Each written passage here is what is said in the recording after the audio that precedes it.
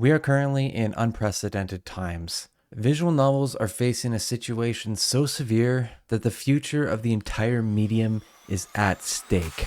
For those of you who love unwinding after a hard day at work with a cute cat girl cafe game, for those of you who read visual novels for the expansive world building and storytelling not present in anime, and most importantly, for those of you who want to express their God-given right to buy games with anime titties and hentai, you're all sinners, at least in the eyes of credit card companies. Recently, you may have heard of Visa and MasterCard being removed from many visual novel marketplaces as options for payment. This isn't through the choice of the stores themselves, but rather due to the unreasonable restrictions that Visa and MasterCard have placed on the online retailers directly regarding adult content.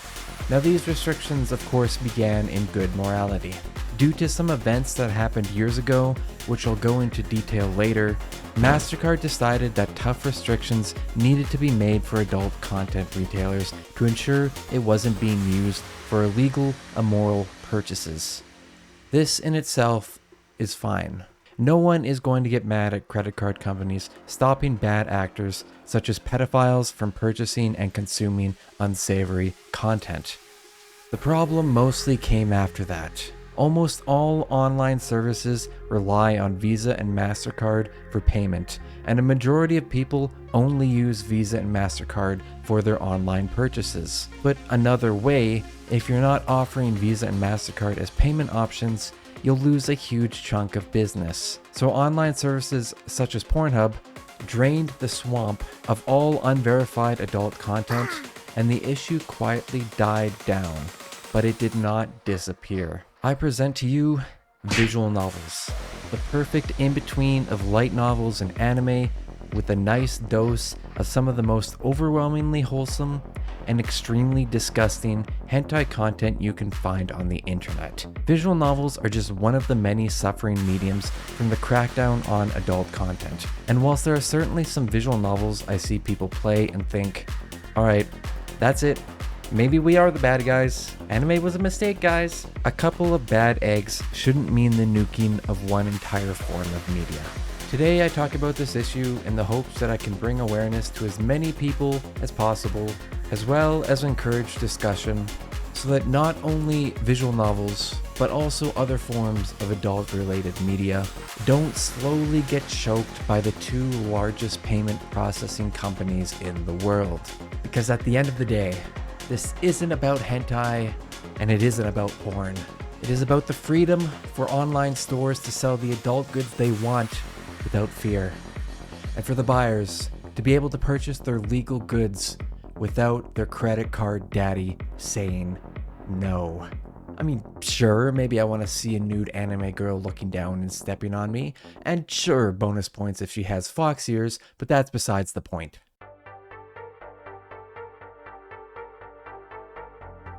The entire fiasco that would bring about Visa and MasterCard's adult content restrictions began over 3 years ago. On December 4th of 2020, New York Times released an article about an investigation they did on Pornhub that led to the discovery of, amongst other problematic things, revenge porn, sexual assault, and sexual abuse towards minors. Pornhub is one of the most visited sites in the entire world, and therefore an extremely lucrative business. But obviously it wasn't doing its job, moderating its content, and within days of the article, MasterCard and Visa prohibited the use of their cards on the site. Pornhub, in direct response, removed all content from unverified partners and created a verification program for its users. But the damage was already done. If the most popular porn site with billions of visits per month would not regulate its content without media backlash, it was abundantly clear another party needed to regulate it. So MasterCard happily took that reign. On April 14th of 2021, MasterCard announced they would be tightening the restrictions on all adult content, including many new requirements such as documented age and identity verification, content review prior to publication, and appeals allowing for depicted persons to request content removal. This seemed like a good thing. A credit card network company, and one of the largest transactional networks in the entire world, mind you, was vowing against illegal online content to make the internet a better place. And to an extent this was true, but at the same time this situation was actually convenient for them, because whilst they'd be losing out on tons of transaction processing fees, it's also extremely important to look where these transactions are coming from. And unsurprisingly, the digital content with the largest amount of liability is everything porn adjacent. But before I get into the why, I'd like to talk about how this specifically affected Japanese media, and more specifically, visual novels. Before I get into the various issues online visual novel retailers have been facing, I want to say that this shouldn't exactly have come as a surprise in the first place. 2 months after the Pornhub debacle, and a bit before MasterCard's new restrictions, Japanese politician Yamada Taro, who famously ran on a platform of anti-censorship for anime, manga, and video games, and won in a huge margin, gave warning that major credit card companies notified publishers that they will no longer be able to handle titles with certain expressions in their titles, and that they'll continue to study the freedom of expression with regards to credit card companies. Essentially, it was pretty obvious that Visa and MasterCard's restrictions were going to eventually affect online Japanese retailers. It was only a matter of time, and the time would be 2024. DL Site, one of the largest online stores for Japanese manga, games, and visual novels, would end up becoming the first casualty in Visa and MasterCard's attack on adult content. In an attempt to appease their demands, DL Site decided to update some of their adult content tags. I'll give you a couple of examples. Lolly became petite, incest became relative matter, gangbang became sharing is caring, and bestiality became beast buddies. Here's the rest for those interested. Now, even despite kowtowing to the credit card overlords, MasterCard, Visa, and American Express would later be suspended and eventually completely given up on by DL Site, opting instead for users to buy their on-site points with PayPal. We'll talk about the questionable morality of some of those content tags later, but the fact remains that those payment options got nuked from the entire site despite DL Site's attempt to negotiate. Of course, DL Site wasn't the only casualty. Within the same time frame, Getchu was also hit, having to reclassify and censor many different products. And it's around this point that many people began to get worried in different ways. Some were angry at Visa and MasterCard for trying to control what they can and cannot consume, and others were mad at the Japanese sites themselves for attempting to censor their content to appease these Western companies.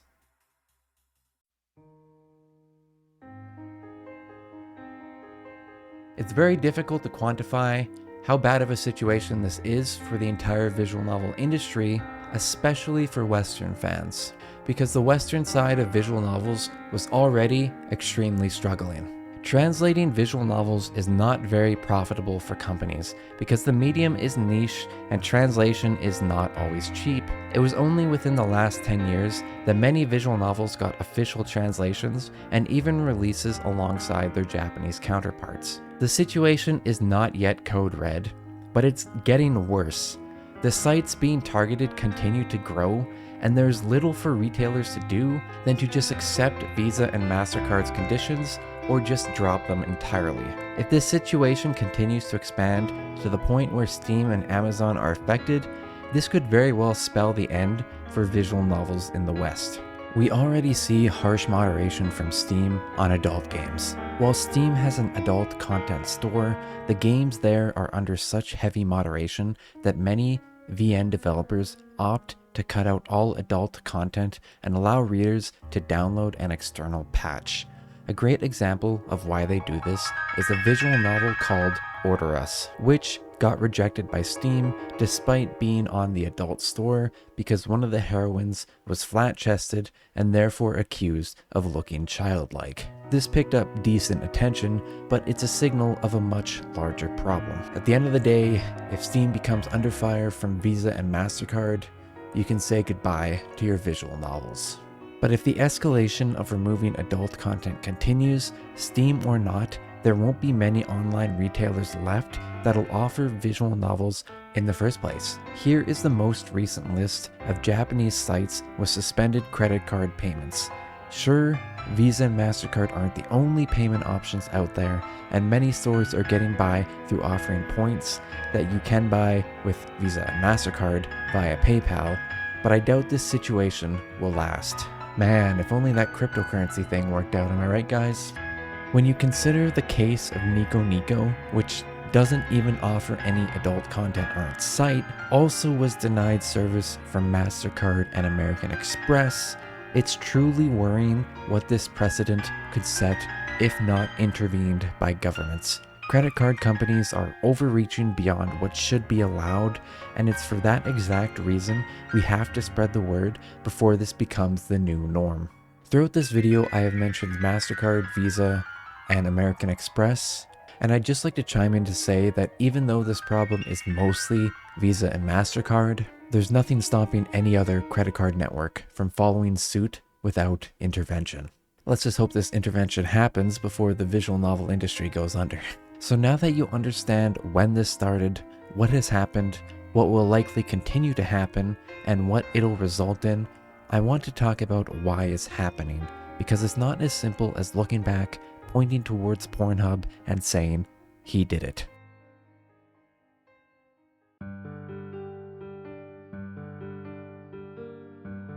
It's hard to pinpoint why Visa and MasterCard's tirade began in the first place, but there are certainly some things we can speculate if we look at three important aspects of this conversation: morality, legality, and liability. The investigation from New York Times on Pornhub uncovered a breach of legality, which forced the credit card companies to act swiftly lest they be complacent in Pornhub's illegal content. This triggered the reckoning of adult content sites, but it's not the reason it continues to happen. It absolutely is the case that MasterCard and Visa want their services to be used within the confines of the law. But then why do they continue to pursue these online Japanese visual novel retailers, many of which that tried to adhere to their harsh restrictions? At the very least, one of the reasons is they have very little to lose and a lot to gain. A lot of visual novel content especially has legally gray and morally black depictions. Emphasis on the word depiction. The acts of bestiality and incest, for example, are illegal, but media depictions of them are completely fine. However, it doesn't take a genius to realize that the guy complaining that his bestiality visual novels got banned is going to be painted as the bad guy, even if he is technically right that they're legal. Credit card companies essentially have nothing to lose in banning online retailers of this sort of legal adult content, as long as it is viewed as immoral, because they'll face very little backlash and maybe even praise. Thus, with that train of thought, I personally think we're screwed. No matter how logical of an argument you make, it will always boil down to the fact that there are many visual novels that sexualize immoral topics, and unfortunately, no amount of repeating the phrase, "don't confuse reality with fiction," is gonna save us from public disgust. In essence, despite the fact that we're legally in the clear, it'll be hard to invoke sympathy for our plight. But my pessimistic thoughts aside, there's actually a highly likely, concrete reason that this is happening. Liability. Any form of sexual online content is much more liable than anything else. Scams and more so chargebacks are common to such a degree that many credit card companies would rather avoid the hassle entirely. And I mean, can you blame people? Honey, our credit card statement says you recently bought lewd life with your doggy wife? No, dear, my credit card information must have gotten stolen. Ironically enough, I feel that the liability argument is actually less of a factor for visual novel fans, because most of them that I personally know would unironically take pride in owning a title like that. Though that might be part of the problem, but c'est la vie. That being said, an undeniably large issue for credit card companies is adhering to different countries' laws. Countries such as Australia have much stricter laws for lolly-esque content, and all characters are 18 splash screen doesn't always cut it. So if a credit card network doesn't moderate their transactions properly according to each individual country's laws, they can be liable for fines. In that sense, it's not hard to see why they would try to ban visual novels with adult content altogether. It's not fair, but I can't exactly blame them, because my lazy ass would probably do the same thing, but I'm not a billion-dollar company. Beyond that line of reasoning, it's hard to speculate further. Whilst we can certainly ascertain liability plays a part in the reason credit card companies may deny their services, that logic doesn't hold in the case of their banning of Nico Nico. Their continued overreach and anti-consumerist policies are not helping anybody and need to go. No matter the reason, the injustice that Visa, MasterCard, American Express, and any other credit card network continues to enforce on us needs to be pushed back against, no matter how futile, because the minute we get complacent is the minute we lose. Whilst this is a fight that personally encompasses the future of visual novels, let's not forget that many other services are under attack for the same reason, and hopefully we can all stand together to advocate for the freedom to purchase whatever we want that's in our legal right to do so. That's all I really have to say. This video is just a small look at the problem as a whole, but I hope it at least brought some awareness out there. For those of you who made it this far, let me know what you think in the comments. I didn't go over every injustice played out by the credit card companies, nor every possible reason they could be doing this, because if I did, frankly, we'd be here all day. But I'd love to hear your thoughts on the matter. Thanks for watching, consider subscribing, and hopefully, I'll see you next time.